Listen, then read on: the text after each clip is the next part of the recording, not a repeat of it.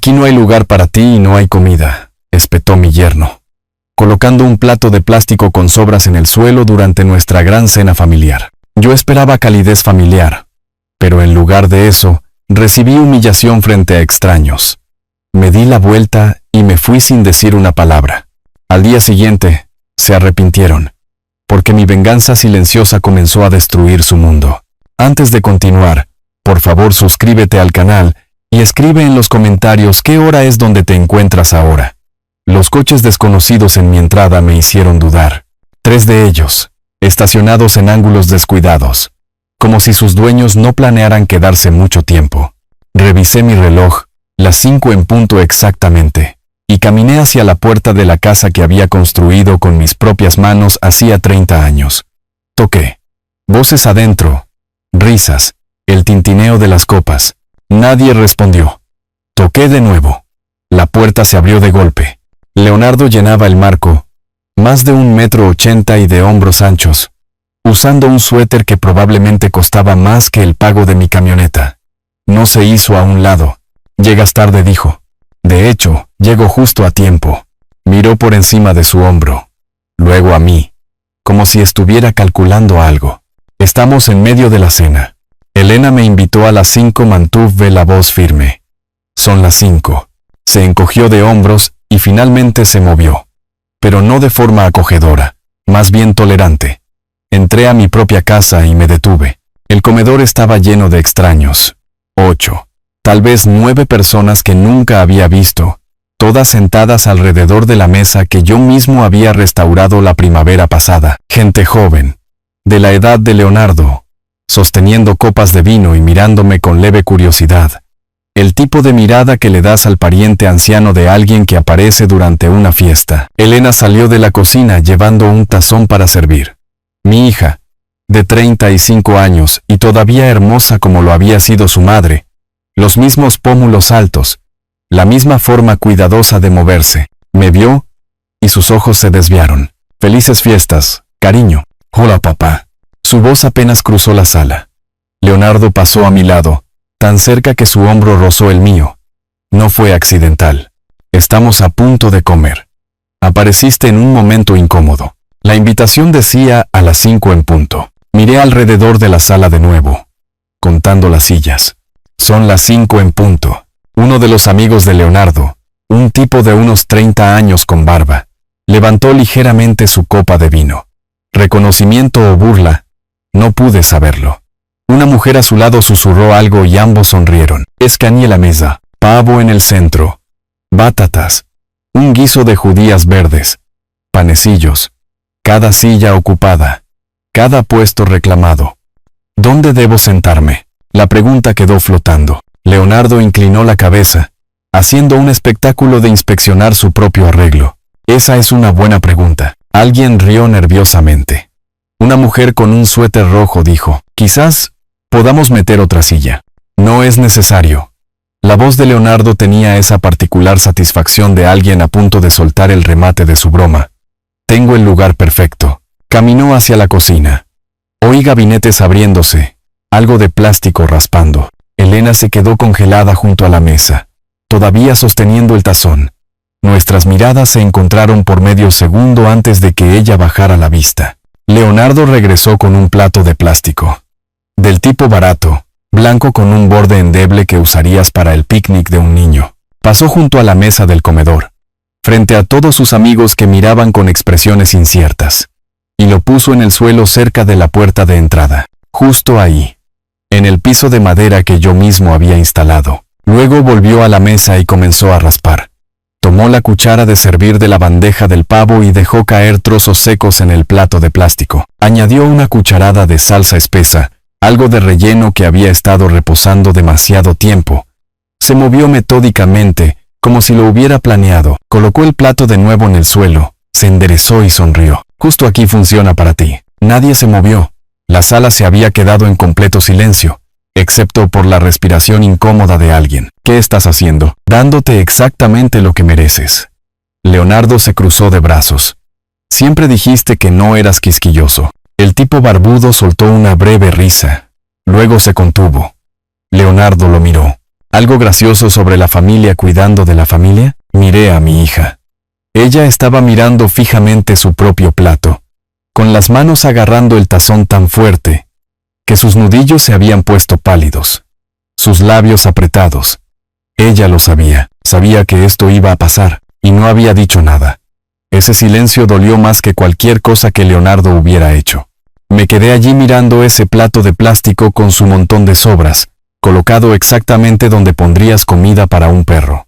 La casa se asentó a mi alrededor con sonidos familiares. La caldera encendiéndose, el refrigerador zumbando en la cocina. Sonidos que había escuchado durante 3 décadas. Yo había construido esta mesa. Había pagado por la comida que había en ella. Era dueño de cada ladrillo de estas paredes. El viejo Arturo se habría disculpado. Se habría reído. Habría hecho alguna broma sobre comer en la camioneta. Cualquier cosa para mantener la paz. El viejo Arturo habría llevado ese plato de plástico afuera, y habría fingido que su yerno no era un hombre cruel y que su hija no era una cobarde. Pero algo en mí había cambiado. Algo se había vuelto duro y frío mientras estaba allí, observando la actuación de Leonardo. Miré a Elena una vez más. Seguía sin mirarme a los ojos. Me di la vuelta y caminé hacia la puerta. Sin gritos, sin súplicas. Solo un pie delante del otro. Mis hombros rectos, mi cabeza en alto. Detrás de mí oí el raspar de las patas de las sillas. Alguien carraspeando. Abrí la puerta y salí al porche. Antes de que se cerrara por completo, oí que las risas se reanudaban. Risas fáciles, aliviadas. La fiesta continuaba. Me quedé allí un momento en el frío de noviembre. Las llaves en mi bolsillo, las llaves de la casa de la que estaba excluido. Las llaves de la propiedad que aún poseía. Me subí a mi camioneta y no la arranqué de inmediato. A través de la ventana del comedor podía verlos a todos comiendo ahora. Pasándose los platos. Alguien sirviendo más vino. Leonardo se reclinó en su silla a la cabecera de la mesa, diciendo algo que hizo reír a todos. Mis manos encontraron el volante. Lo apretaron. Las luces de la casa brillaban cálidas contra el cielo que oscurecía. Giré la llave y me alejé. Pero algo se quedó atrás. Algo que había cargado durante demasiado tiempo. El peso de tratar de mantener la paz. Por la mañana supe que ese peso se habría ido. No recuerdo el viaje a casa. En un momento estaba saliendo de esa entrada. Al siguiente estaba de pie en mi propia cocina, todavía sosteniendo las llaves de mi camioneta. Mi apartamento, modesto, pagado, mío, se sentía vacío de una manera que nunca antes había sentido. La chaqueta todavía puesta, mis zapatos buenos también. Me quedé allí mirando a la nada. No a la nada. Estaba mirando años de decisiones que habían llevado a un plato de plástico en el suelo. En la encimera había una bolsa del supermercado. La comida para la cena que había recogido esa tarde. Pollo asado, puré de papas, salsa de arándanos, todavía sellado. Lo había olvidado por completo. Lo dejé allí y me moví a la mesa de la cocina. Me senté. Saqué mi computadora portátil. Las horas que siguieron tuvieron una extraña claridad, como si mi visión se hubiera agudizado. Abrí primero mi aplicación bancaria. Revisé 4 años de extractos, resaltando transacciones en mi mente. Vivir sin pagar alquiler. La casa que ocupaban tenía un valor de mercado de $1,500 al mes. 4 años. $72,000. La inversión empresarial, la startup tecnológica de Leonardo que iba a revolucionar algo u otro. Había extendido un cheque por $80,000. Él había firmado un pagaré, oficial y notariado. Ese documento estaba en mi archivador. Préstamos más pequeños. Ayuda de emergencia con deudas de tarjetas de crédito. Reparaciones de automóviles. Facturas médicas que su seguro supuestamente no cubría. Lo sumé todo. Otros $15,000. Quizás más. El total se asentó en mi mente como una piedra. $175,000. Mínimo. Me levanté y abrí el archivador. Encontré el pagaré en una carpeta etiquetada como Negocio Leonardo. Mi letra en la pestaña. Clara y esperanzada. El papel estaba impecable. Las firmas claras. Firmado. Fechado. Atestiguado. Siguiente carpeta. Documentos de propiedad. la escritura de la casa en la que vivían, titulada únicamente a mi nombre. La había comprado como propiedad de alquiler hacía 20 años. La mantuve cuidada. Planeaba usar los ingresos para mi jubilación. Entonces, Sara murió. Un ataque al corazón a los 59 años. Repentino y brutal. Y Elena necesitaba a su padre. O eso me había dicho a mí mismo. Cuando la startup de Leonardo colapsó y pidieron mudarse temporalmente, había dicho que sí. Temporal se convirtió en permanente. 4 años. Me senté de nuevo con los documentos extendidos sobre la mesa. Después de que Sara murió, quería a Elena cerca, dije en voz alta a la cocina vacía. Escuchar mi propia voz lo hizo real. Cuando Leonardo pidió dinero para la startup, me dije a mí mismo que estaba ayudando a la familia. Cuando pidieron mudarse, dije que sí a lo temporal. Pero no estaba siendo generoso. Estaba comprando una relación con mi hija. Mi teléfono vibró. Las 11 en punto. El nombre de Elena en la pantalla. Lo vi sonar. 5 vibraciones. 6. Luego el buzón de voz. Apareció la notificación. Lo reproduje en altavoz. Papá, por favor. Su voz se quebró. Ruido de fondo. Platos chocando. ¿Podemos hablar mañana? Yo solo. Por favor, devuélveme la llamada. Tuvo su oportunidad de hablar. En la cena. Cuando importaba, puse el teléfono boca abajo y abrí el navegador de mi laptop. Escribí. Ley de desalojo del Estado. Sin contrato de arrendamiento. Los resultados se cargaron. Leí con atención, tomando notas en un bloc legal, la sección correspondiente del Código de Propiedad del Estado. Para arrendamiento de mes a mes o arrendamiento a voluntad, el propietario debe entregar un aviso de desalojo, mínimo de 30 días para propiedad residencial. Si el inquilino se niega a irse después del periodo de aviso, el propietario puede presentar una demanda de desalojo, sin un contrato de alquiler, que nunca habíamos firmado. Leonardo y Elena eran técnicamente inquilinos a voluntad. Yo era el dueño de la propiedad. Pagaba todos los impuestos. Tenía la documentación, más búsqueda, pagaré, cumplimiento, ley del Estado, derecho contractual, plazo de prescripción, 4 años para contratos escritos. El pagaré de Leonardo tenía 3 años. Dentro del plazo, seguí leyendo hasta que el cielo comenzó a volverse gris fuera de mi ventana. El amanecer llegó lentamente, rosa y dorado a través de las persianas de la cocina. No había dormido, ni siquiera me había sentido cansado. La decisión que se había estado formando toda la noche se cristalizó con la luz del día. Había pasado años evitando conflictos, llamándolo mantener la paz. Pero no había paz, solo yo, encogiéndome cada vez más hasta que pude caber en un plato de plástico en el suelo. Leonardo hizo un cálculo. Pensó que era demasiado viejo, demasiado blando, demasiado desesperado por tener familia como para contraatacar. Estaba equivocado. Me levanté, con las articulaciones rígidas, y caminé hacia el baño. Me duché, me afeité, me vestí con pantalones caqui planchados y una camisa de botones, ropa de negocios. El rostro en el espejo parecía mayor de 63 años, pero los ojos eran diferentes, más duros. Preparé café. Lo bebí de pie junto a la encimera. Luego saqué mi bloc legal y escribí una lista con letra clara. Marcos Vidal, abogado. Documentos de propiedad, pagaré. Extractos bancarios. Requisitos de aviso de desalojo. Ley estatal. Busqué el número de celular de Marcos Vidal. Él manejaba el derecho inmobiliario para mi negocio de construcción. Lo había hecho durante 15 años. Relación profesional. No amigos. Eso era importante. A las 6:15 de la mañana, llamé de todos modos. Respondió al tercer timbrazo. Voz pastosa por el sueño.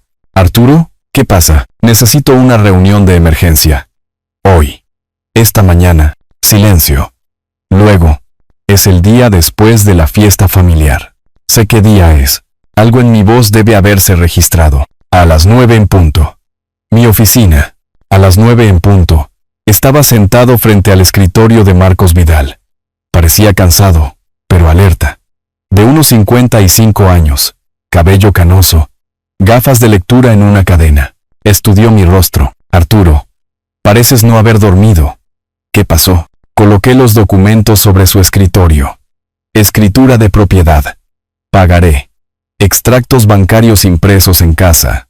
Resaltados. Necesito desalojar a mi hija y a mi yerno de mi propiedad. Marcos se quedó muy quieto. Eso es, necesito que me expliques esto. Sin apelaciones emocionales, dije. Solo el proceso. ¿Qué tan rápido puede suceder? Tomó los documentos, leyó lentamente, hizo preguntas. Respondí a cada una con precisión. Sí. La propiedad estaba únicamente a mi nombre. Sí. Habían estado viviendo allí 4 años. No. No había contrato de arrendamiento. No. Nunca habían pagado alquiler. Sí. Yo había estado cubriendo todos los impuestos de propiedad. Seguros.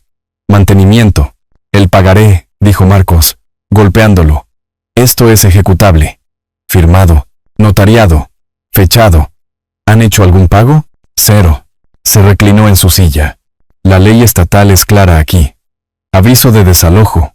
30 días mínimo para residencial. Si se niegan, presentamos una demanda de desalojo en el tribunal de primera instancia. Generalmente toma otras 3 o 4 semanas. ¿Y el préstamo? Asunto civil separado. Presentaríamos una demanda por incumplimiento de contrato. Pero Arturo se quitó las gafas. Tengo que preguntar. ¿Estás seguro de esto? Es tu hija. Lo miré a los ojos. Ayer fui a la cena de fiesta en mi propia casa. Leonardo puso sobras de comida en un plato de plástico en el suelo. Elena observó y no dijo nada. Marcos me miró fijamente durante un largo momento. Luego se puso las gafas de nuevo. Redactaré el aviso de desalojo hoy. Trabajamos en los detalles. Marcos explicó su enfoque. Aviso formal de desalojo enviado por correo certificado, más una carta de demanda separada para el reembolso del préstamo de $80,000. Documentación de todo. Fechas. Cantidades. Comunicaciones. Quiero que todo quede registrado, dije. Cada dólar. Cada fecha. Esto se pondrá feo, Arturo. Ya está feo. Solo lo estoy haciendo honesto.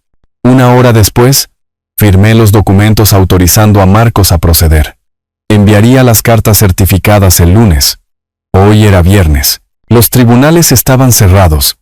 Me levanté para irme, luego me detuve en la puerta de su oficina. ¿Qué cambió?, preguntó Marcos. Los has estado ayudando durante años. Finalmente vi lo que ellos veían cuando me miraban. Alguien a quien usar. Alguien que aceptaría cualquier cosa para evitar estar solo. Y ahora aprenderán lo que cuesta confundir la paciencia con la debilidad. Salí de su edificio de oficinas hacia el brillante sol del viernes por la mañana. Aire frío. Cielo despejado. Mi teléfono mostraba 5 llamadas perdidas de Elena. 3 mensajes de voz que no había escuchado. Abrí un mensaje de texto. Escribí con cuidado. Recibirán documentos legales el lunes. No me contacten hasta que los hayan leído. Me quedé allí en la acera, con el pulgar sobre el botón de enviar. Una vez que lo presionara, no habría vuelta atrás. La relación que tanto había tratado de preservar se habría ido, pero tal vez se había ido durante años, y simplemente me había negado a verlo. Presioné enviar. El fin de semana pasó en silencio. Trabajé. No respondí llamadas. Esperé al lunes. El lunes por la mañana me encontró en mi oficina de construcción, rodeado de licitaciones de proyectos que necesitaban revisión. El café se enfrió en mi taza mientras miraba hojas de cálculo sin verlas. Mi teléfono descansaba boca abajo sobre el escritorio. El mismo teléfono que había enviado el mensaje de advertencia a Elena hacía 3 días. Ahora era su turno de no saber de mí. La aplicación de seguimiento del correo certificado mostraba en reparto a las 8:15. La actualicé cada 10 minutos. 9:30. 9:45. Luego, entregado. Firma obtenida a las 9:47 de la mañana. Hice clic en la imagen de la firma. El garabato de Leonardo. Inconfundible. Mi teléfono vibró. Message de Marcos. Entregado. Firmado a las 9:47 a.m. Firma de Leonardo. Imaginé a Leonardo abriendo el sobre. El membrete oficial. Marcos Vidal. Abogado. Las palabras aviso de desalojo en negrita en la parte superior. 30 días. Eso es todo lo que la ley requería que les diera. 30 días para deshacer 4 años de aprovecharse. 15 minutos después, sonó mi teléfono. El nombre de Leonardo en la pantalla. Dejé que sonara 4 veces antes de contestar. Lo puse en altavoz y continué revisando una factura de materiales. ¿Sí? ¿Es esto algún tipo de broma? Se estaba riendo, pero el sonido tenía filos. Esto del desalojo es un aviso legal, no una broma. Vamos, Arturo. La risa murió. ¿Realmente vas a echar a tu propia hija por una cena? Estoy reclamando mi propiedad. Tienes 30 días. Su voz cambió. La ira se filtró. No puedes hacer esto. Tenemos derechos. No, tienes 30 días. Lee el aviso con atención. Lo explica todo. La llamada terminó abruptamente. Me había colgado. Dejé el teléfono y volví a la factura. Pensó que era un farol. Pensó que me rendiría. Estaba equivocado. 2 horas después, llamó Elena. Casi no contesto, pero algo me hizo levantar el teléfono. Papá, por favor. Su voz estaba cargada de llanto. Por favor, no hagas esto. ¿Viste cómo puso comida en el suelo para mí? No dijiste nada, no sabía qué hacer. Leonardo se enoja tanto cuando. Entonces tienes un problema más grande que dónde vivirán el próximo mes. Eso no es justo. Me estás castigando por su comportamiento. Mantuve mi voz nivelada. Estoy terminando un arreglo que dejó de funcionar. Son adultos. Encuentren su propio lugar. No podemos pagarlo. ¿Sabes que el negocio de Leonardo no se ha recuperado? Entonces debería haber pensado en eso antes de humillarme frente a extraños. Intentó diferentes ángulos. Me recordó momentos de la infancia. Dijo que yo era todo lo que le quedaba después de que su madre murió. Preguntó cómo podía abandonar a la familia. Cada palabra estaba diseñada para hacerme sentir culpable. Podría haber funcionado hace una semana. ¿Y qué hay de la demanda de dinero? Su voz se quebró. ¿$80,000? ¿De dónde sacaríamos eso? Leonardo firmó un pagaré. Es una deuda legal. Nos estás destruyendo. No. Ya no los estoy financiando. Hay una diferencia. Soy tu hija. Sí. Y elegiste a tu esposo por encima de tu padre. Ahora vive con esa elección. Terminé la llamada esta vez. Otro cambio de poder. Me senté en la oficina silenciosa, rodeado de los documentos de mi negocio legítimo, construido durante 30 años de trabajo honesto. Sentí que algo se rompía dentro de mí, no mi resolución, algo más. La parte que todavía esperaba que ella eligiera de manera diferente. Esa tarde, Marcos llamó. El abogado de Leonardo me contactó. Un tipo llamado Jiménez. Una práctica de descuento que maneja todo, desde multas de tráfico hasta divorcios. ¿Qué dijo? Preguntó si estarías dispuesto a negociar. Dije que no. Preguntó si había algún error procesal en el aviso. Dije que no. Pidió 60 días en lugar de 30. Guay. Le dije que la ley requiere 30 días, no 60. No estamos negociando extensiones. Marcos explicó el resto. Jiménez había argumentado que Arturo tenía una obligación moral con la familia. Marcos lo cortó. Esto era ley de propiedad, no terapia familiar. Leonardo aparentemente se había agitado, exigiendo sus derechos como ocupante a largo plazo. ¿Qué le dijiste sobre los derechos? Que sin un contrato de alquiler o historial de pagos, sus clientes tienen derechos mínimos bajo la ley estatal. No le gustó escucharlo. Después de colgar, busqué las redes sociales de Leonardo en mi laptop. Revisé publicaciones recientes. Cenas en restaurantes caros hace 2 semanas. Fotos de un reloj nuevo. Parecía muy caro, de al menos $1,500. Fotos de vacaciones en las montañas fechadas en octubre. No puede pagar el alquiler, pero puede permitirse un fin de semana en las montañas. Todo lo que necesitaba saber.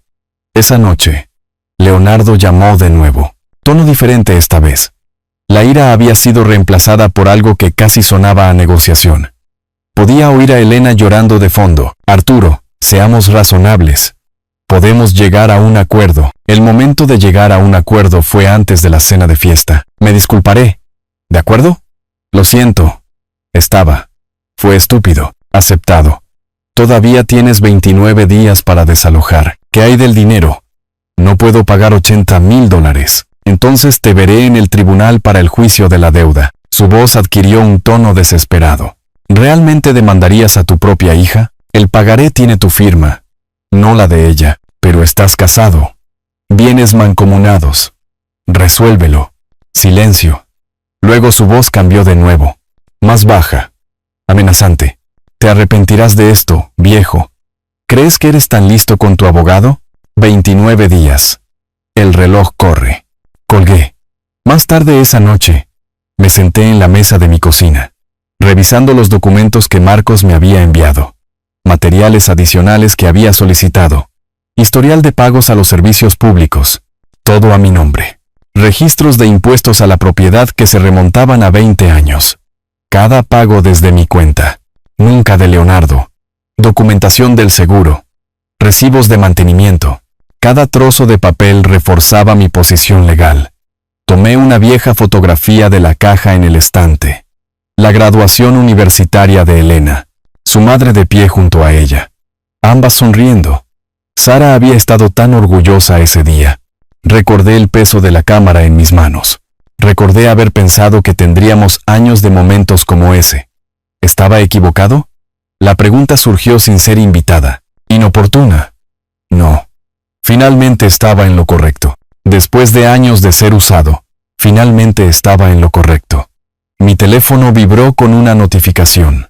Alerta de redes sociales. Miré la pantalla. Mensaje de Marcos. Revisa esto. Se está haciendo público. Abrí la aplicación de redes sociales y navegué hasta el perfil de Leonardo. Una nueva publicación.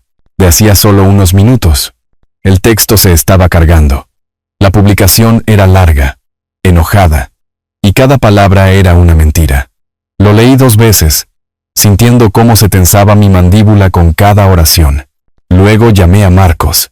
Necesitamos reunirnos mañana, dije cuando respondió.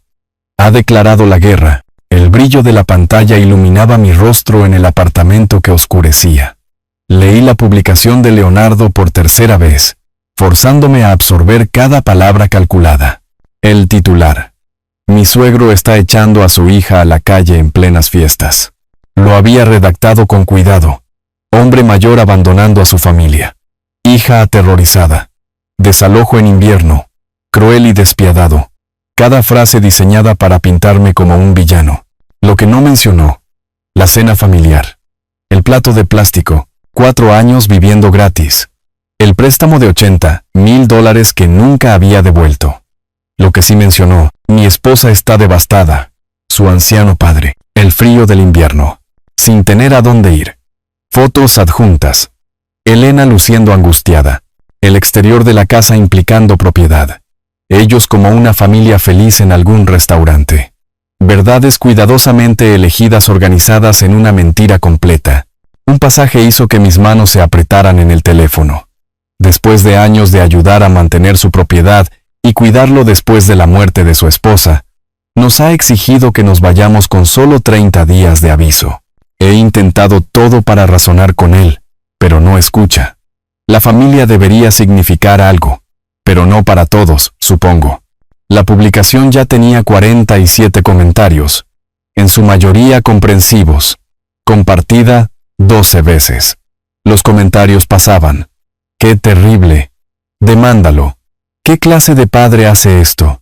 Enviando oraciones por ustedes. 3 comentarios de personas que conocía. Contactos de negocios. Vecinos. Cada palabra era técnicamente cierta. Y cada palabra era una completa mentira. Llamé a Marcos de inmediato. ¿Qué tan malo es esto? Para la percepción pública, bastante malo. Para nuestro caso legal, irrelevante. Personas con las que hago negocios están comentando, apoyándolo. No respondas. No te involucres. Eso es lo que él quiere. Una pelea pública que pueda capturar y usar en tu contra. Así que simplemente dejo que mientas sobre mí públicamente. Por ahora sí. Respondemos en el tribunal, no en las redes sociales. Confía en mí en esto, Arturo. Apenas dormí. Al amanecer, la publicación de Leonardo tenía 200 comentarios. En la oficina de construcción el martes por la mañana, traté de concentrarme en el trabajo. Mi teléfono vibraba constantemente. Mensajes de texto de amigos preocupados. Mensajes enojados de extraños que habían visto la publicación, compartida y recompartida. Un viejo amigo. Arturo, ¿qué está pasando? ¿Viste la publicación de Leonardo? Llámame. Un antiguo cliente. Decepcionado de escuchar cómo estás tratando a tu familia. Número desconocido. Debería darte vergüenza. Esa es tu hija. Mi secretaria llamó a la puerta alrededor de las 10. 3 personas llamaron preguntando si el negocio es estable. Levanté la vista. ¿Qué? El cliente del proyecto Mayer quiere una reunión. Dijo algo sobre discutir la confiabilidad del contratista. Los susurros habían comenzado. Si le hizo eso a su familia, ¿qué pasa con los compromisos comerciales? Entonces Elena publicó su propio mensaje. Más corto, pero más emocional. Hija herida que no entendía la crueldad de su padre. La línea clave. Nunca pensé que mi propio padre elegiría el dinero por encima de su única hija. Había adjuntado una foto de infancia de nosotros dos en un parque. Ella, tal vez de 7 años, sentada sobre mis hombros, ambos riendo. Miré esa foto durante mucho tiempo. Más personas tomaron el lado de Leonardo. Nadie sabía la historia completa. Mis instintos gritaban que explicara, defendiera, contraatacara. El consejo de Marcos resonó. No te involucres. Alrededor del mediodía, llamó Débora Campos, mi contadora de la empresa de construcción, acceso a todos los registros financieros. Organizada, meticulosa. Nunca llamaba a menos que algo estuviera realmente mal. Arturo, necesito mostrarte algo. Podría no ser nada. ¿Qué es? Estaba conciliando cuentas y noté discrepancias, que se remontan a unos 18 meses. Mi estómago se apretó. ¿Qué tipo de discrepancias? ¿Recuerdas cuando Leonardo dijo que podía ayudar con el contacto a proveedores? ¿Le diste alguna información de contacto? Sí. Dijo que tenía experiencia en marketing. Silencio en la línea. Luego, ¿puedes venir a la oficina? Necesito mostrarte esto en persona. 20 minutos después, estaba sentado frente al escritorio de Débora mientras ella abría archivos en su computadora. Encontré irregularidades mientras preparaba los documentos de impuestos. Giró el monitor hacia mí. Leonardo estaba usando tus contactos comerciales. Se hizo pasar por tu socio o representante. La pantalla mostraba correos electrónicos. El nombre de Leonardo con la línea de firma de mi empresa. Tomó depósitos de 3 clientes para trabajos que nunca se realizaron. Hizo clic a través de la evidencia. Cliente 1, $12,000 por una adición a la casa. Cliente 2, $8,500 por una remodelación comercial. Cliente 3, $15,000 por la renovación de varias unidades. Total $35,500. ¿Por qué estas personas no me contactaron directamente? Lo intentaron. Leonardo les dijo que estaba semi-retirado, que él manejaba los nuevos contratos. ¿Recuerdas cuando le diste acceso al correo electrónico para ayudar con ese problema de proveedores? Lo recordaba. Un inicio de sesión temporal hacía 18 meses, cuando había estado abrumado por la escasez de materiales. ¿Usó mi negocio para robar? Tengo todos los correos electrónicos. Firmaba como Leonardo Evans. Relaciones con socios. La gente asumió que era un negocio familiar legítimo. Mis manos se enfriaron. ¿Qué más? Débora dudó. Luego hizo clic en otra carpeta. Encontré algo más mientras sacaba los registros de propiedad para los impuestos. Leonardo presentó documentos en el condado hace 9 meses. Abrió un PDF, documento oficial del condado. Una escritura de donación transfiriendo la casa de mí a Leonardo. Requería mi firma notariada. La firma se parecía a la mía, pero el sello del notario era falso. ¿Por qué falló esto? El secretario del condado notó que el número de licencia del notario no coincidía con su base de datos. Los documentos fueron rechazados, marcados como sospechosos. Enviaron una carta a la dirección de la propiedad, la casa, donde Leonardo recibía el correo. Él lo interceptó día. Parece que sí. No se presentaron cargos penales porque nunca lo viste. Nunca lo reportaste. Miré fijamente el documento falsificado. ¿Intentó robar mi casa con una firma falsificada? Sí. ¿Y con la campaña en redes sociales que está llevando a cabo? Débora me miró a los ojos. Arturo, Está tratando de enterrarte antes de que puedas exponerlo. Mi abuela siempre decía, caras vemos, corazones no sabemos. Nunca había entendido esa frase tan profundamente como en ese momento. En una hora, estaba de vuelta en la oficina de Marcos con la documentación de Débora. Él revisó todo metódicamente. Los correos electrónicos, los registros de depósito, la transferencia de escritura fallida. Su expresión cambió de preocupación a sombría satisfacción. Esto lo cambia todo. Fraude electrónico, falsificación, robo por engaño. Estos son delitos graves. ¿Qué hay de su campaña en redes sociales? Se convierte en evidencia de conciencia de culpabilidad. Está tratando de envenenar la opinión pública antes de que sus crímenes salgan a la luz. Entonces, ¿qué hacemos? Presentamos un informe policial hoy. Y contactamos a las víctimas.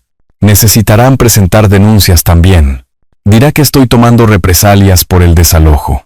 Que lo diga. La evidencia habla por sí misma. Firmas. Fraude notarial. Testimonio de clientes. Esto ya no es él, dijo. Ella dijo. Leonardo había hecho un cálculo. Destruir mi reputación para que nadie me creyera cuando saliera la verdad. No había contado con una cosa. Yo guardaba registros. Siempre guardaba registros. Marcos comenzó a redactarla. Saqué mi teléfono y busqué en mis contactos hasta que encontré el primer nombre en la lista de Débora. Tomás Guerrero. Trabajo de adición a la casa. $12,000. Respondió al segundo timbrazo. Señor Guerrero, habla Arturo Evans de Construcciones Evans. Necesitamos hablar sobre Leonardo. Una risa amarga. ¿A usted también lo estafó? Peor de lo que imagina. ¿Podemos reunirnos mañana? He estado esperando 2 años a que alguien me escuche. Mañana funciona. Salí de la oficina de Marcos con una carpeta de pruebas bajo el brazo. Caminé por el centro de la ciudad bajo el sol de la tarde de diciembre. Pasé por una cafetería donde alguien estaba sentado con una laptop abierta leyendo algo en la pantalla. La publicación de Leonardo. La persona negó con la cabeza en desaprobación. Hacia mí. Que juzguen. Para el final de la semana, sabrían la verdad. Caminé hacia mi camioneta y saqué mi teléfono. Marqué la línea de no emergencia del departamento de policía de la ciudad. Cuando el oficial respondió, dije 5 palabras que lo cambiaron todo. Necesito reportar un fraude. La estación de policía olía a café quemado y limpiador industrial. Tomás Guerrero se sentó a mi lado en la sala de espera, y no necesitamos decir nada. Ambos sabíamos lo que Leonardo había tomado. Él llevaba una carpeta de Manila, del mismo color marrón que la mía. Evidencia física de crímenes paralelos. La detective Sara Morales nos llamó 20 minutos después. De unos 45 años, traje profesional, anillo de bodas, gafas de lectura en una cadena. Su oficina era pequeña. Mesa de entrevistas. Equipo de grabación visible en un estante. Archivos de casos apilados contra una pared. Nos hizo señas para que nos sentáramos y abrió su libreta. Señor Evans, explíqueme su relación con Leonardo. ¿Cuál es su apellido? Hice una pausa. En realidad, no lo sé. Él nunca tomó el apellido de Elena, y ella nunca mencionó el suyo. Morales levantó la vista de sus notas. Su yerno, ¿y no sabe su apellido? Me doy cuenta de cómo suena. Confié en él porque mi hija lo hacía. Así es como suelen funcionar estos casos. Se volvió hacia Tomás. Señor Guerrero, usted es la primera víctima registrada. Pasamos la siguiente hora presentando pruebas. Expuse los registros financieros de Débora, los correos electrónicos fraudulentos con la firma de mi empresa, la transferencia de escritura fallida con su sello notarial falso. Tomás mostró su contrato firmado. Leonardo Evans. Relaciones con socios. Recibos de depósito. Una carpeta de correos electrónicos sin respuesta y registros de llamadas. Morales fotografió cada documento. Ingresó un número de caso en su computadora. Registró cada fecha, cada transacción. Trabajó metódicamente. Cada papel fue registrado. Cada fecha fue verificada. Señor Guerrero, ¿por qué no reportó esto hace 2 años? Lo intenté. Me dijeron que era un asunto civil, que demandara en el Tribunal de Reclamos Menores. $12,000 no parecían valer la pena los honorarios legales. Usar la identidad comercial de otra persona lo cambia.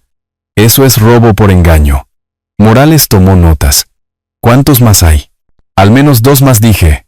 Mi contadora los encontró. Morales hizo llamadas mientras esperábamos. Altavoz. Cortesía profesional para que pudiéramos escuchar. María Castellanos respondió al segundo timbrazo. Sí, recordaba a Leonardo. Sí. Había pagado un depósito. $8,500 por una remodelación comercial. No. El trabajo nunca se hizo. Había presentado una queja hacía 3 años. Nada resultó de ello. Jaime Wu tenía una historia similar. $15,000 por la renovación de varias unidades. Promesas, luego silencio. Otra queja desestimada. Eso es un patrón, dijo Morales después de la tercera llamada. Se dirigió específicamente a clientes mayores. Usó la reputación de usted como tapadera. La comprensión se asentó sobre mí como agua fría. No solo robó dinero. Robó mi nombre, mi reputación, 30 años de trabajo honesto, y lo usó como una máscara. Temprano en la tarde. La detective Morales tenía suficiente para una solicitud de entrevista. Estaba de vuelta en mi oficina de construcción tratando de concentrarme en una factura de proveedores cuando Marcos llamó. Morales contactó a Leonardo. Entrevista voluntaria programada para mañana por la mañana a las 10. ¿Lo arrestarán? No de inmediato. Lo entrevistarán. Verán si admite algo. Ofrece una explicación. Mentirá, probablemente, pero tienen documentos, evidencia física. Sus mentiras solo lo enterrarán más. Esa noche, llamó Elena. Su voz temblaba. Papá, la policía llamó a Leonardo. Quieren entrevistarlo sobre un fraude, lo sé. Yo presenté el informe. Silencio atónito. Luego, ¿Tú fuiste a la policía? 3 personas perdieron más de $35,000 porque Leonardo usó el nombre de mi empresa para robarles. Eso no es posible. Leonardo, no. Tengo correos electrónicos, registros bancarios. El testimonio de ellos. No está a debate. Estás tratando de meterlo en la cárcel. No. Estoy reportando crímenes. El sistema legal decidirá el resto. No colgó de inmediato. Un largo silencio. Podía oír a Leonardo gritando de fondo. Palabras que no podía entender. Papá. ¿Cuántas personas? Primera vez que pedía hechos en lugar de hacer acusaciones. Al menos 4, quizás más. Terminó la llamada sin otra palabra. La entrevista duró 3 horas. Marcos me llamó cuando terminó. Había estado en mi oficina toda la mañana tratando de trabajar, revisando mi teléfono cada 5 minutos. Leonardo llegó con Jiménez. La estrategia inicial fue negar todo, afirmar que los documentos están fabricados. Guay. Morales presentó correos electrónicos con marcas de tiempo, direcciones IP que coincidían con sus dispositivos. Cambió a llamarlo ayuda de marketing. Dijo que hubo un malentendido sobre la autoridad. Cerré el archivo del proyecto en mi escritorio. ¿Qué hay de la escritura falsificada? Afirmó que la encontró así. Dijo que estaba haciendo preguntas sobre la transferencia de propiedad. No sabía que la firma era falsa. La voz de Marcos tenía una satisfacción apenas disimulada. Morales dijo que estaba sudando a mares al final. ¿Admitió algo? No directamente, pero su abogado parecía enfermo. Jiménez sabe que Leonardo está mintiendo y sabe que Morales lo sabe. ¿Qué pasa ahora? Ella lo está remitiendo a la oficina del fiscal de distrito. Probablemente tome algunas semanas para una decisión de cargos. Pero Arturo, esto es serio ahora. Fraude electrónico. Falsificación. Estos son delitos graves. Más tarde ese día, Débora llamó de nuevo. Encontré a otro. Un contratista llamado Esteban Ponce. Leonardo se le acercó afirmando ser tu sobrino. Necesitaba alquilar equipo. $6,000 en herramientas que nunca fueron devueltas. ¿Cuántos más hoy? No lo sé todavía. Estoy encontrando hilos por todas partes. Cada lista de contactos a la que Leonardo tuvo acceso, la estoy cruzando. Sigue buscando. Quiero que cada víctima obtenga justicia. Arturo, ¿cómo no viste esto? La pregunta que me había estado haciendo durante días. Confié en la familia. Él contaba con eso. Tarde esa noche. Sonó el timbre de mi puerta. No esperaba a nadie. Elena estaba afuera, sola. Primera vez que la veía sin Leonardo en meses. Parecía exhausta, con los ojos rojos de llorar. No pidió entrar.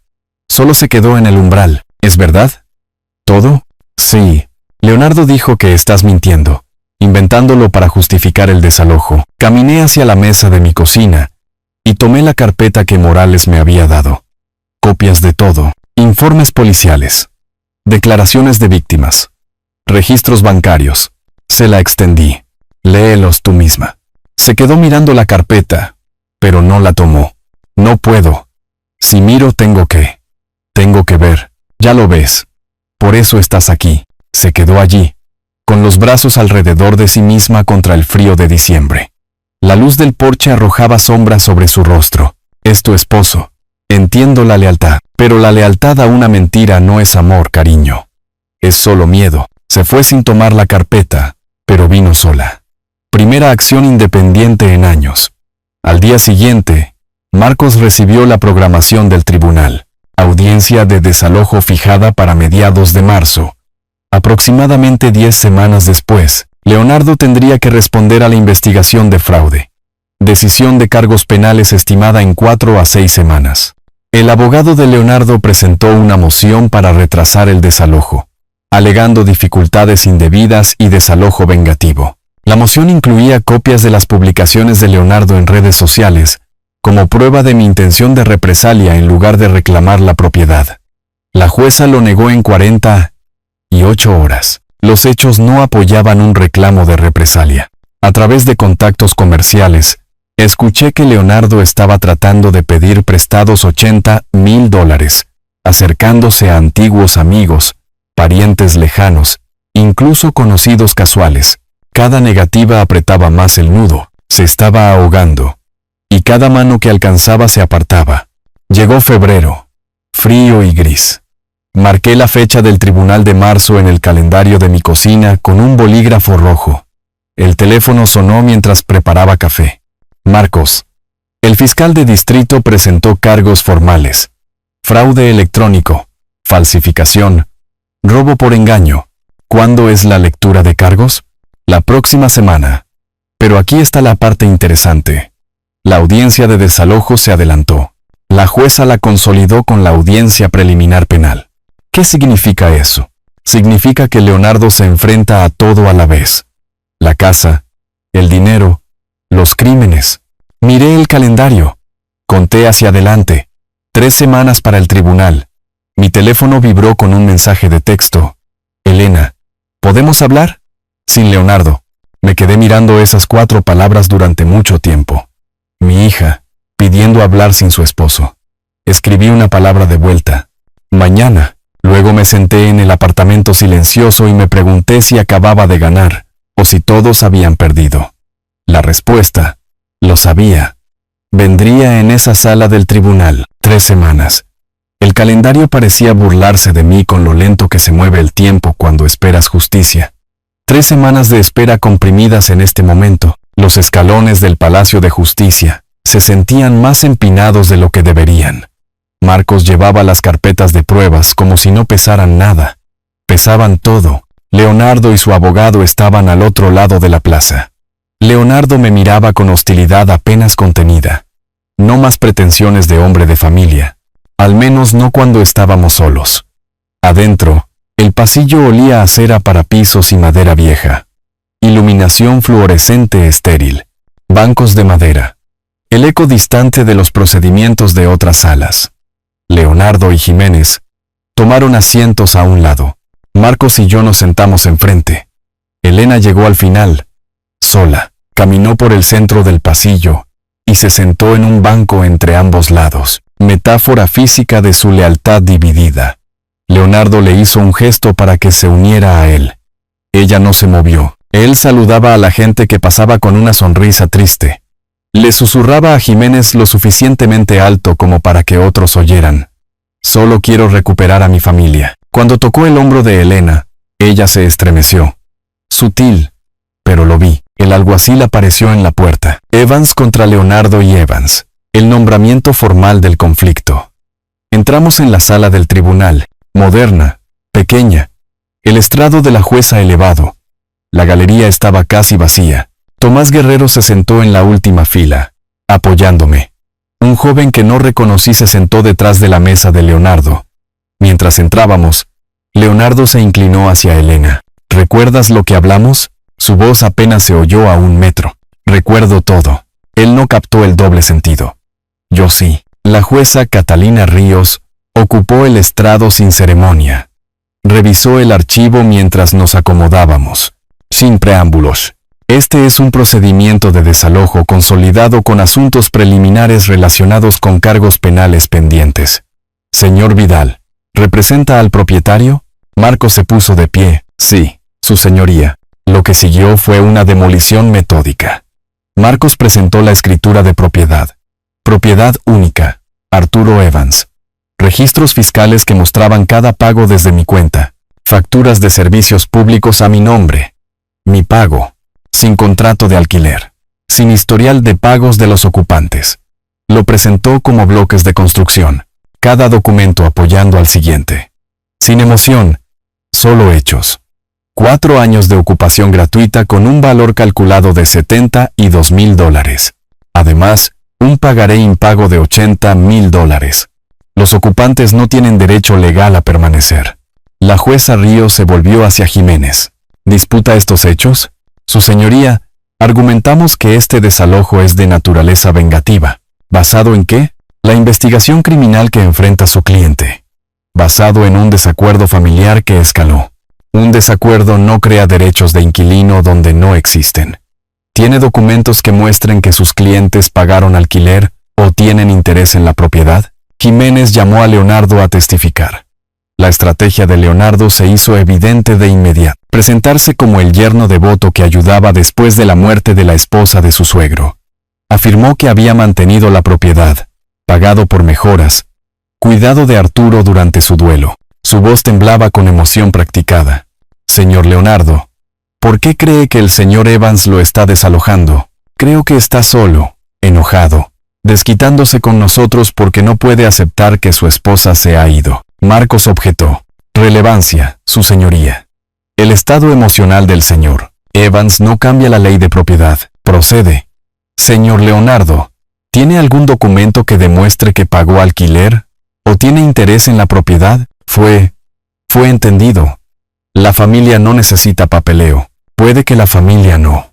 ¿La ley? Sí. Marcos introdujo la evidencia de fraude.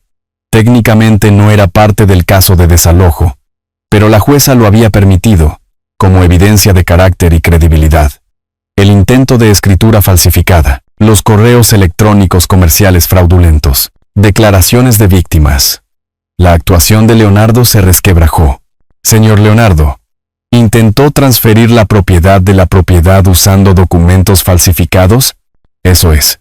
El caso penal es separado. No tengo que responder. Se representó a sí mismo como socio de Construcciones Evans para obtener depósitos de clientes. Jiménez se puso de pie. Objeción. Derechos de la quinta enmienda. Puede negarse a responder, dijo la jueza Ríos. Pero este es un procedimiento civil. Puedo sacar inferencias. Leonardo se quedó en silencio, sudando. No hay más preguntas. La jueza Ríos convocó un receso de 15 minutos. En el pasillo, Leonardo acorraló a Elena cerca del bebedero. Necesitas testificar. Dile cómo tu padre nos abandonó. No creo que pueda hacer eso. ¿Qué? Vi los correos electrónicos, Leonardo. Papá me los mostró. Usaste su empresa para robar. Él la agarró del brazo. Esas fueron decisiones comerciales que él no entiende. Él las Cezafu. Falsificaste su firma en nuestra casa. Para protegernos. Para asegurar nuestro futuro. Robándole. Su voz se elevó. La gente en el pasillo se volvió a mirar. Eres tan patética como él. Debería haberte dejado hace años. La máscara había caído por completo. El rostro de Elena mostraba conmoción, dolor, pero también algo nuevo. Claridad. Leonardo vio que había perdido el control. Intentó suavizarse. Cariño, lo siento. Estoy estresado. Sabes que no quise decir. Sí, lo hiciste. Quisiste decir cada palabra. Se alejó de él. Se sentó sola en un banco, cubriéndose el rostro con las manos. Primera vez que el verdadero yo de Leonardo se mostraba frente a testigos. El tribunal se reanudó. El joven que había estado sentado detrás de Leonardo se había ido. Leonardo estaba sentado solo ahora. Elena permaneció en la galería, no en su mesa. La jueza Ríos había tomado su decisión. Este caso es sencillo.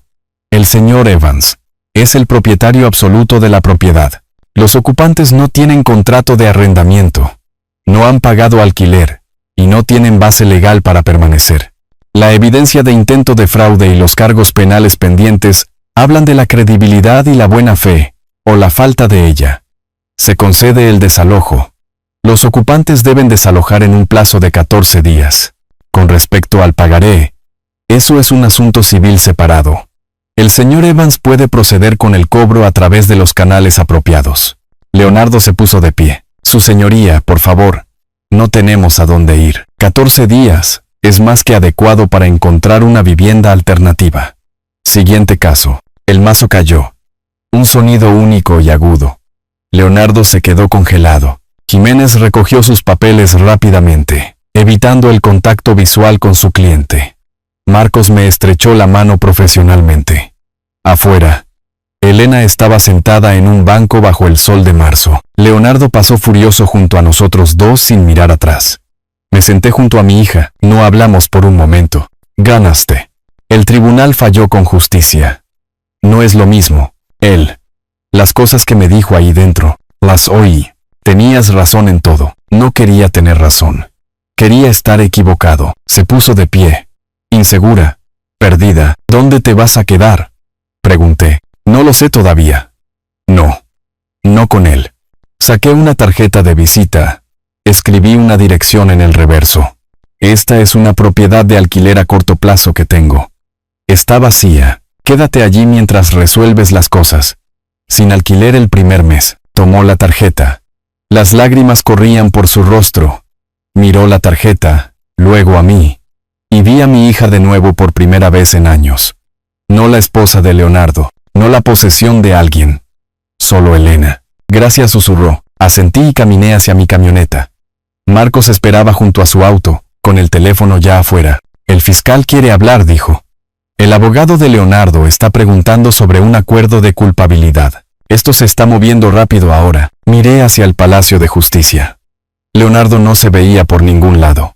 Elena seguía sentada en ese banco, con la tarjeta en la mano, decidiendo quién sería a continuación. Me subí a mi camioneta y arranqué el motor. 14 días hasta que tuvieran que irse. Pero sospechaba que Leonardo se iría mucho antes. Apenas había dejado los documentos del tribunal cuando sonó mi teléfono. Número desconocido. Código de área de la ciudad. Parte de mí quería ignorarlo.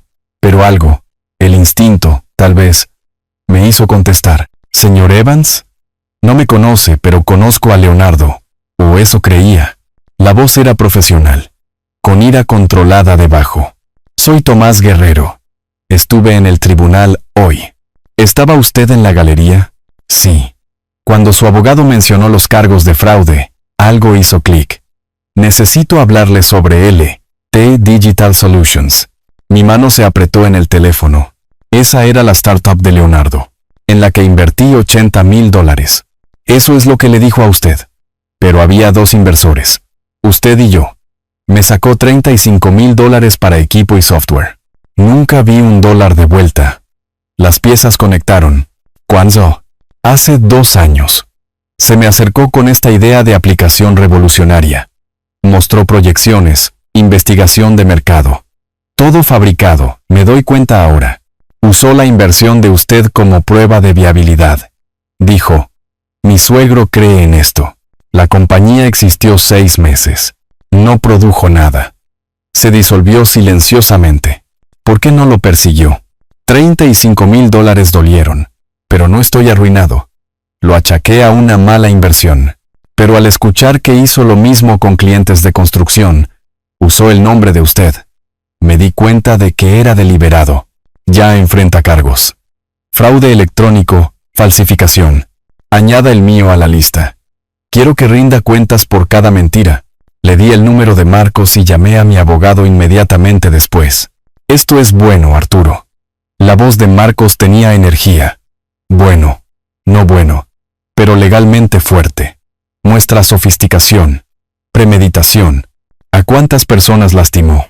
Tenemos hasta 7 víctimas documentadas ahora. Daños totales que superan los $100,000. El número se asentó en mi pecho como una piedra. Lo traje a mi vida. Se lo presenté a mis contactos comerciales. Yo hice esto posible. No, él tomó sus decisiones. Usted fue un recurso que explotó. Hay una diferencia. La mañana siguiente trajo un tipo diferente de llamada. Lasra, Lee, mi vecina cerca de la propiedad. Una mujer mayor que había vivido en esa calle durante 40 años. Arturo, querido, veo un camión de mudanzas en tu casa. ¿Se están llevando tus cosas? ¿Qué cosas? Muebles. Recuerdo ese juego de comedor. Lo tenías antes de que ellos se mudaran. ¿El escritorio antiguo de tu oficina? La comprensión me golpeó como agua fría. Estoy en camino. Llame a la policía. Dígales que hay un robo en proceso. Rompí 3 leyes de tránsito para llegar allí. No me importó. El camión de mudanzas estaba en la entrada, con la puerta trasera abierta. Leonardo dirigía a 2 hombres que cargaban muebles, mis muebles. El juego de comedor que había pertenecido a mis padres. El escritorio que yo mismo había restaurado. Herramientas del garaje. Equipo de jardinería. Estaba vendiendo mi propiedad para recaudar dinero. Bloqueé la entrada con mi camioneta. Leonardo me vio. Su rostro cambió del pánico al desafío. Los ayudantes de la mudanza dejaron de trabajar, sintiendo problemas. Esa es mi propiedad. Devuélvanla. Está en mi casa. Mi posesión. ¿Tu casa? Te quedan 13 días. Ese mobiliario es anterior a ti por 20 años. Pruébalo. Fotos. Recibos. Los documentos de la herencia de mis padres. ¿Quieres añadir robo a tus cargos? Uno de los hombres de la mudanza miró a Leonardo. Oye, dijiste que esto era tuyo. Lo es. Él está mintiendo. El oficial Hayes llegó. El mismo oficial que había manejado la documentación del desalojo. Tomó declaraciones mientras yo buscaba fotos en mi teléfono. Los mismos muebles, visibles en fotos familiares fechadas. Fotos de Navidad de antes de que Sara muriera. Imágenes con marca de tiempo de años antes de que Leonardo entrara en nuestras vidas. Lasra. Le proporcionó testimonio como testigo. Ella me había visto mover esos muebles a la casa hacía 2 décadas. Los ayudantes confirmaron que Leonardo los contrató. Afirmó ser dueño de todo. Hayes les dijo que descargaran todo de nuevo adentro. Leonardo intentó discutir. Su voz subiendo. Sigue así y te arrestaré por obstrucción, advirtió Hayes. Leonardo se desinfló. Vio cómo su plan de escape se deshacía. Señor Leonardo, estoy documentando este incidente. El fiscal de distrito será notificado. Intentó robar y vender propiedad que no es suya. Leonardo se volvió hacia mí, vicioso. Has destruido mi vida. ¿Para qué? ¿Tu preciosa casa? Tú destruiste tu propia vida. Yo solo dejé de permitir que destruyeras la mía. Hayes cerró su libreta. Señor Leonardo, le sugiero que se concentre en desalojar pacíficamente. Se le está acabando la buena voluntad con el sistema legal. Los hombres de la mudanza se fueron sin cobrar.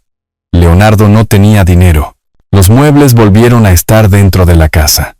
El oficial Hayes archivó su informe y se fue. Leonardo se quedó en el porche. Yo me quedé junto a mi camioneta. Me miró con puro odio. No sentí nada, ni ira, ni satisfacción. Solo finalidad. Había pasado meses enojado. Ahora solo quería que se fuera. Los siguientes 6 días fueron tranquilos, demasiado tranquilos.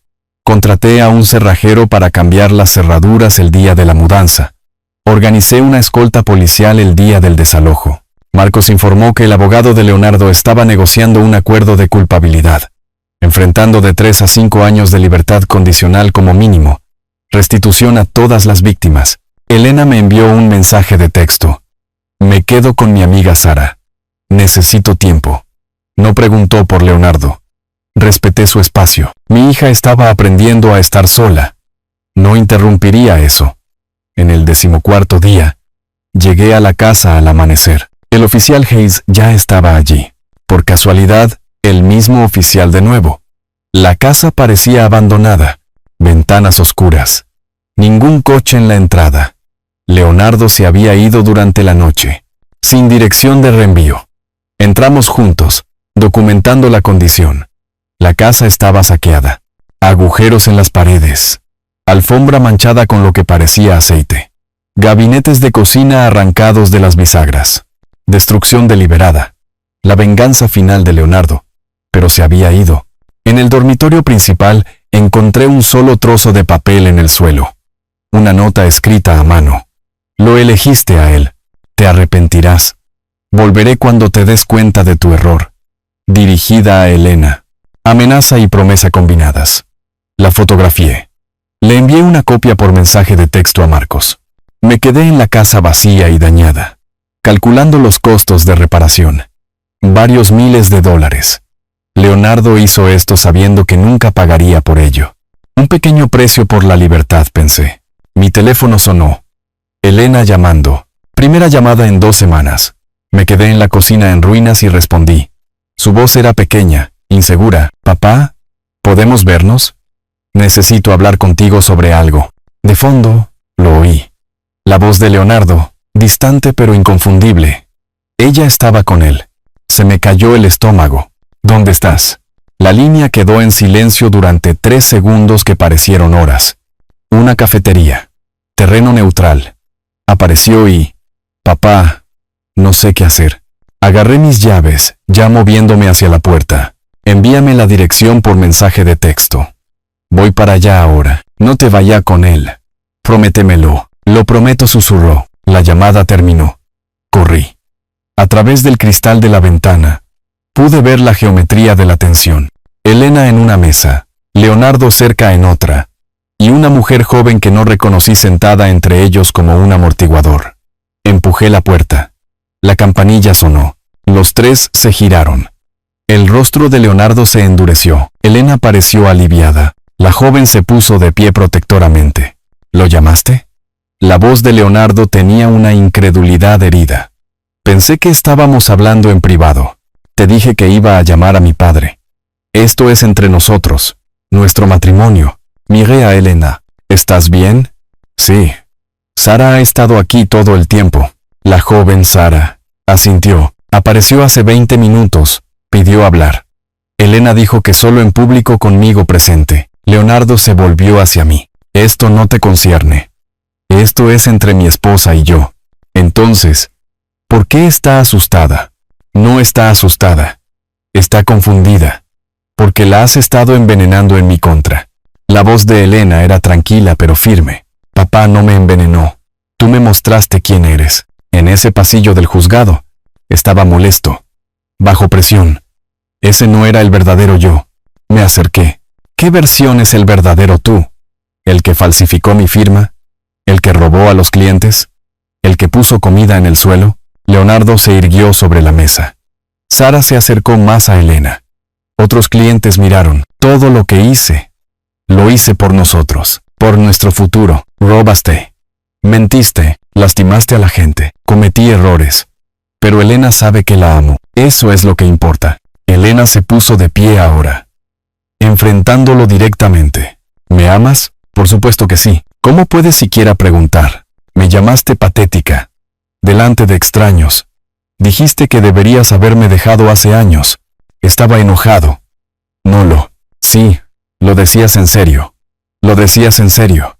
Su voz era más fuerte ahora, más firme. Vi a mi hija encontrar su columna vertebral en tiempo real. He estado pensando en ese momento. Lo que dijiste, cómo me miraste. Leonardo suavizó su tono. Dulzura manipuladora fluyendo. «Cariño, por favor. Me equivoqué. Déjame arreglarlo». «No puedes, porque no te equivocaste en una cosa. Deberías haberme dejado hace años, porque nunca me amaste. Amabas a lo que te di acceso. Eso no es verdad. La casa de mi padre. Su dinero. Sus conexiones comerciales.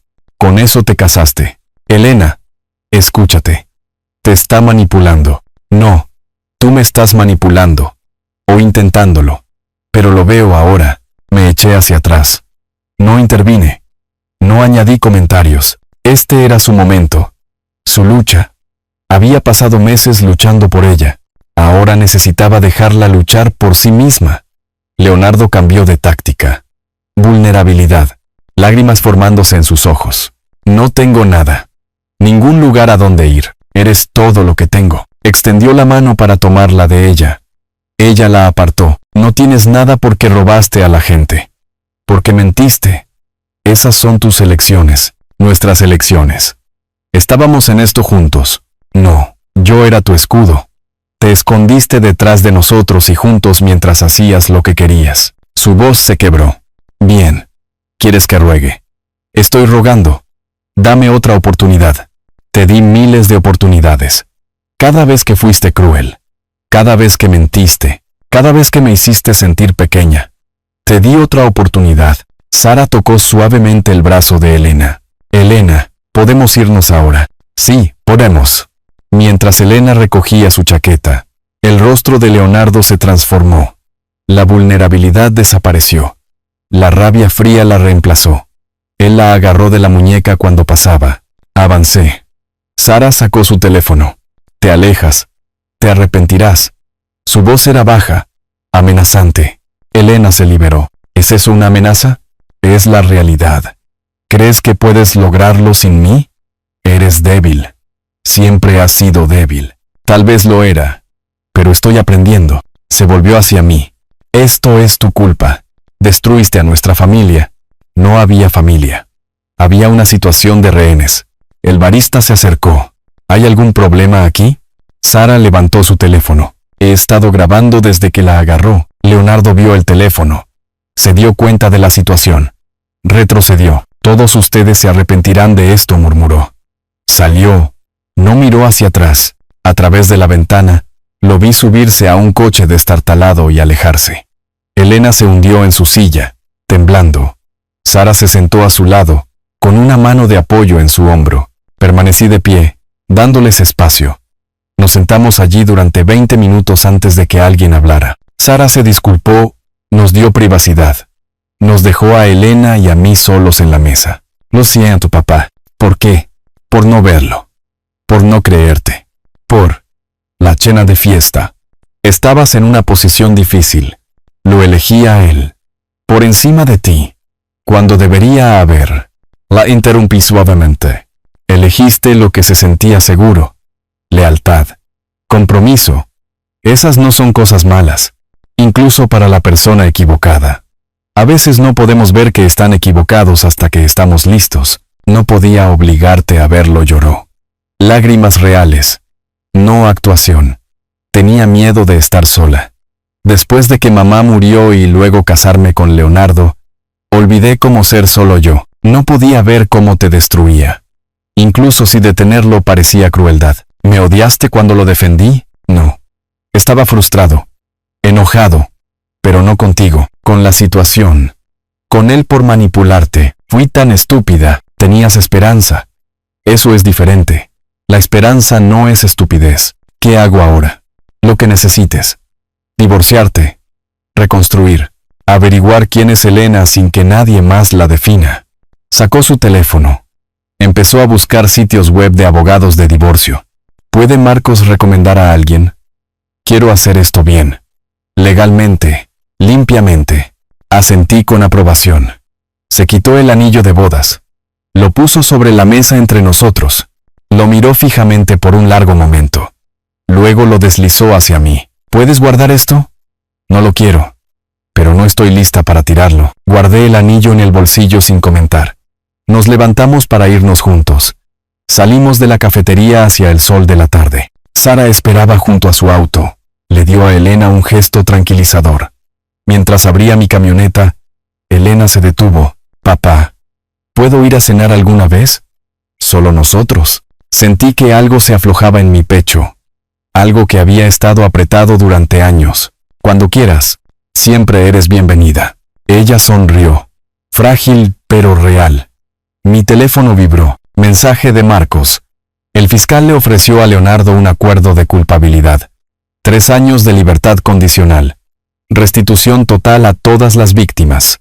Declaración de culpabilidad por fraude grave. Tiene 48 horas para decidir. Si se niega, irán a juicio.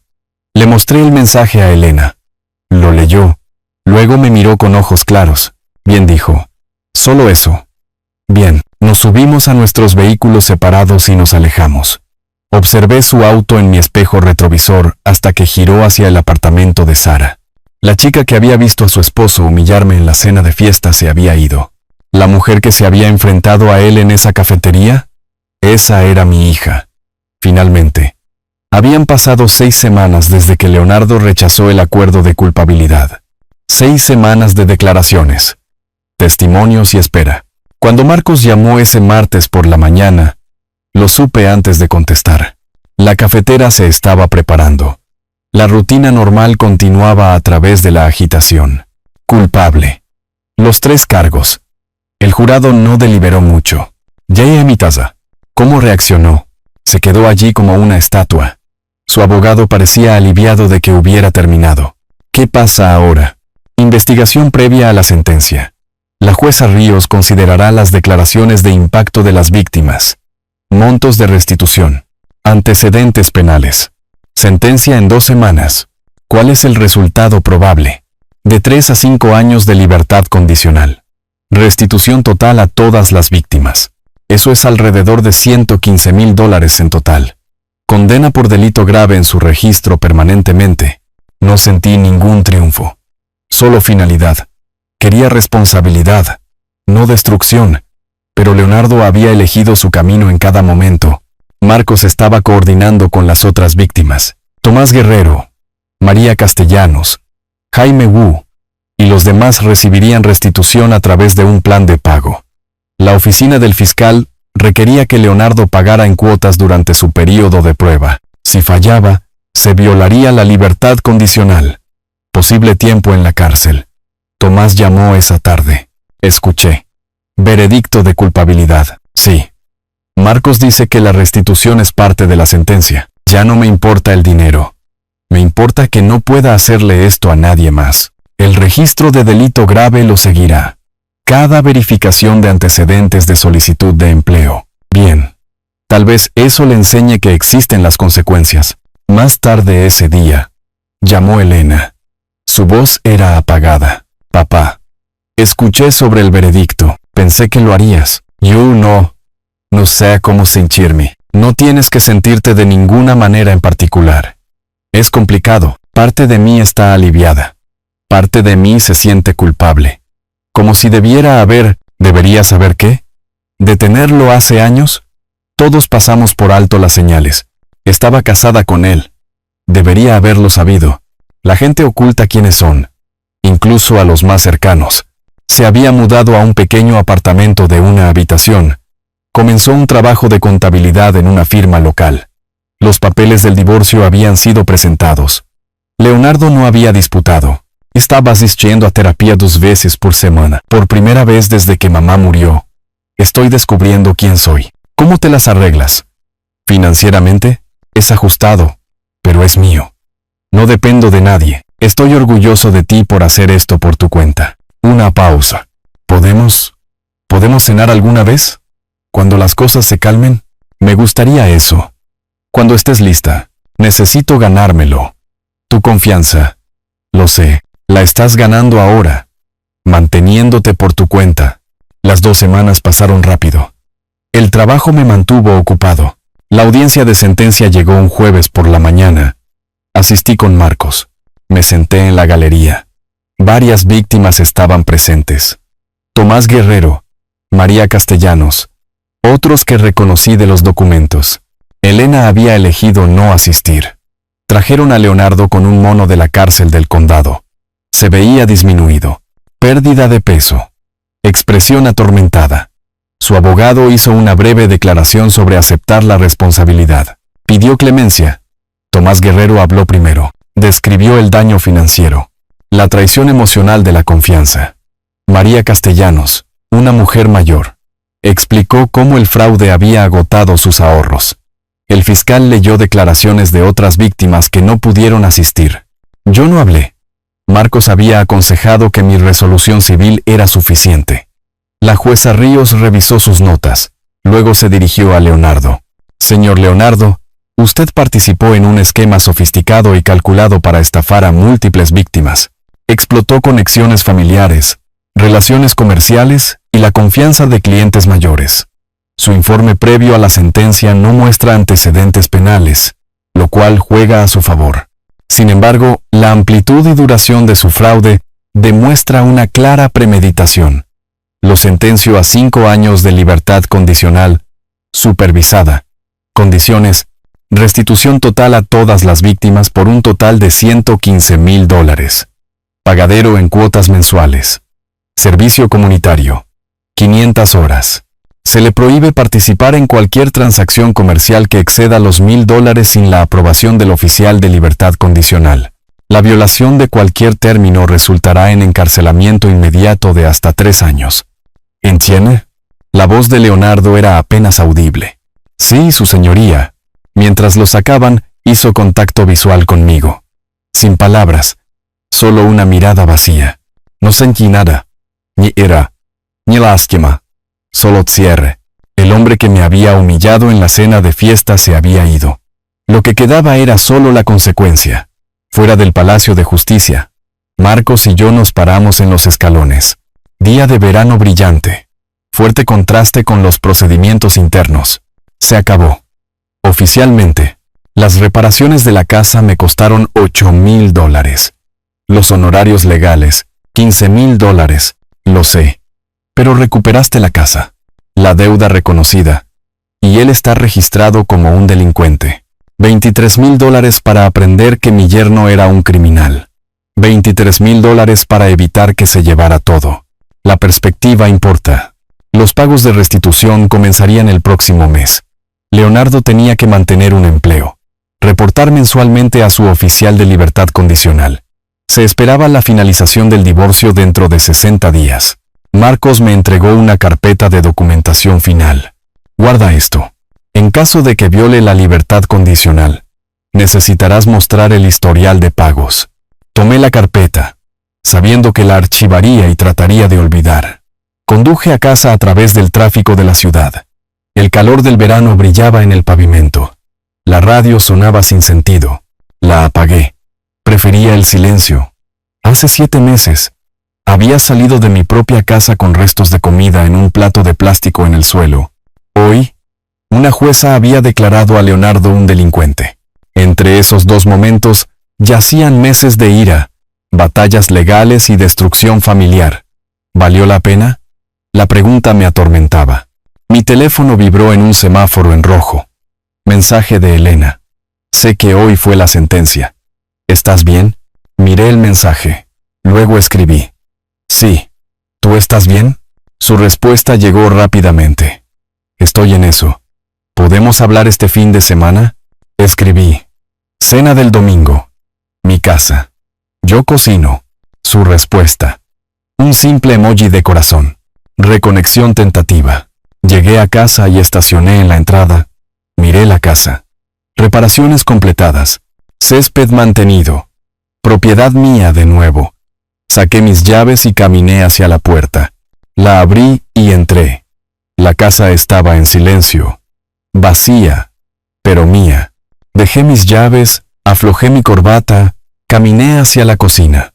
La cafetera estaba en la encimera, lista para la rutina de mañana. A través de la ventana, podía ver a mi vecino, Bruno, trabajando en su jardín. Vida normal. Continuando, saqué mi teléfono y abrí un nuevo documento. Escribí un título. Cuando la familia se convierte en una amenaza.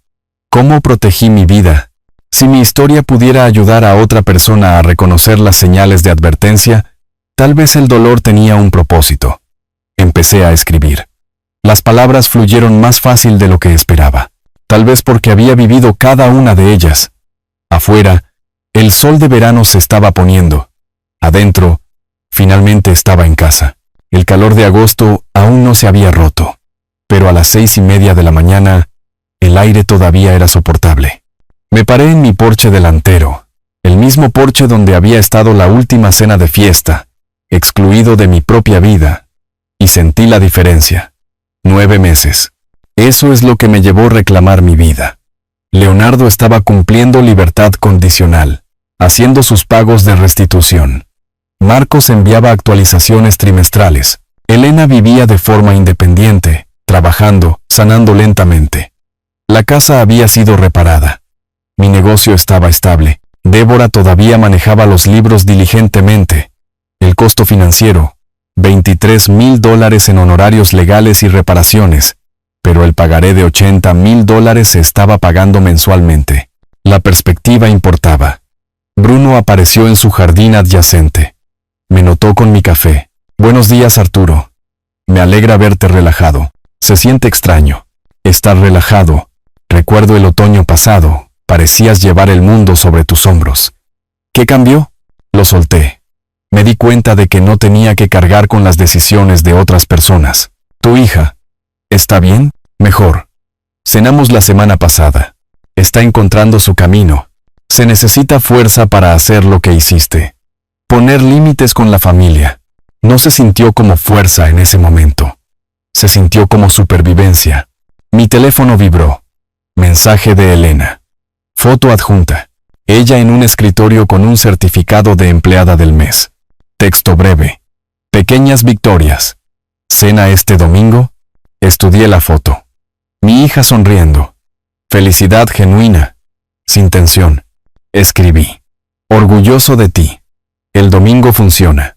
¿Mi casa o restaurante? Su respuesta. Tu casa. Llevaré postre. Postre de verdad. No comprado en tienda. Espero con ansias. Habíamos cenado 6 veces en 3 meses. Todavía cuidadosos el uno con el otro. Todavía reconstruyendo. Ella nunca preguntó por Leonardo. Yo nunca lo mencioné. Ese capítulo estaba cerrado para ambos. A veces veía destellos de la hija que había conocido antes. Ingenio rápido. Risa genuina. Otras veces veía a alguien nuevo, alguien más fuerte. 1 hora después, Marcos llamó. Solo quería actualizarte. Leonardo ha hecho 3 pagos de restitución. A tiempo. Eso es.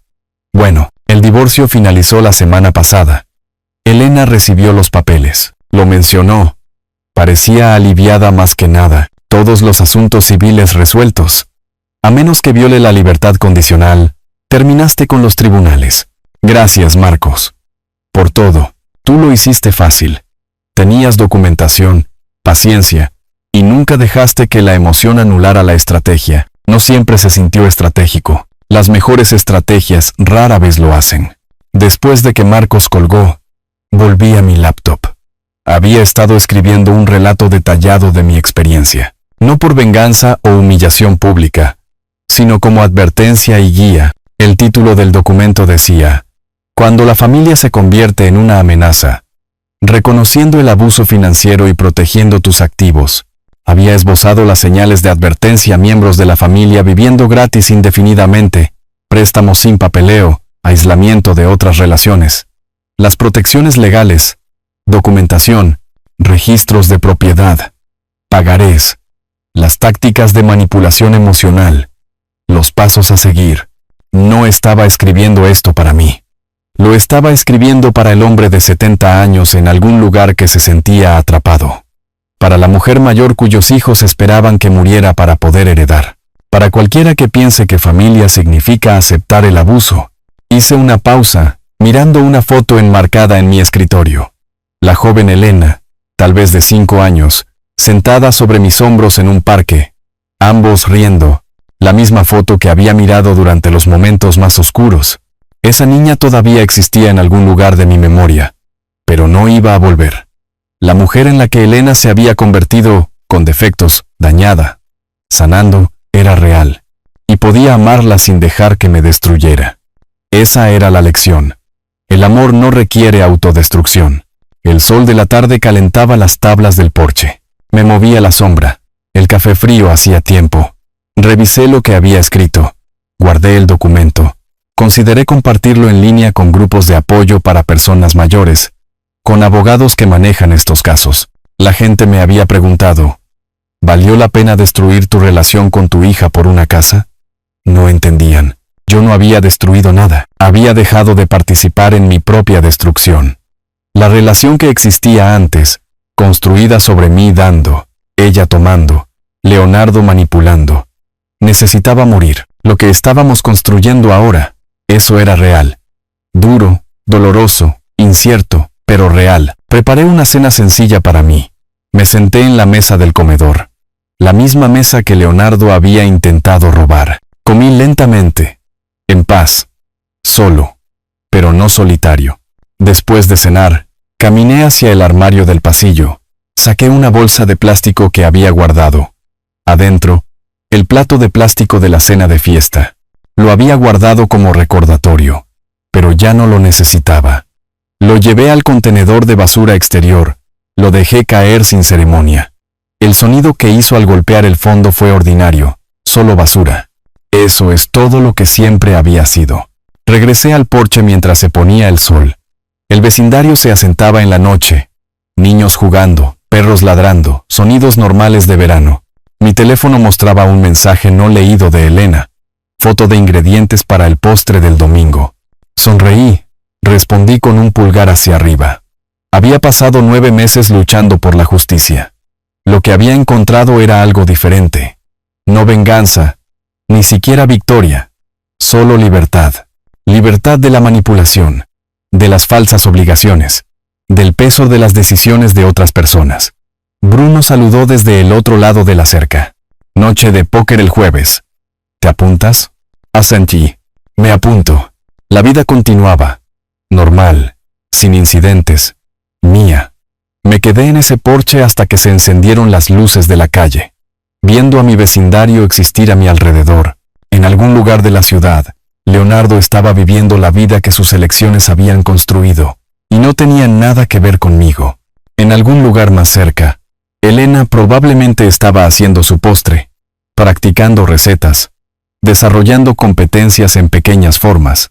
El domingo nos sentaríamos a mi mesa y hablaríamos con cuidado, honestamente, sobre cualquier cosa excepto el pasado. El documento en mi laptop esperaba ser terminado. La casa a mi alrededor se erguía sólida, mía de nuevo, y yo también estaba allí, en mi propio porche, bebiendo café frío y viendo el mundo girar, libre. Finalmente, completamente libre. Mañana terminaría el documento. Mañana, llamaría a Marcos sobre la planificación patrimonial. Planificación real esta vez, con protecciones establecidas. Mañana revisaría el estado del pago de restitución, solo para confirmar. Pero esta noche solo me quedaría aquí y respiraría. Esa era victoria suficiente. Si te gustó esta historia, por favor dale me gusta a este video. Suscríbete al canal y comparte tus impresiones de esta historia en los comentarios. Para escuchar la siguiente historia, haz clic en el cuadro de la izquierda. Gracias por ver.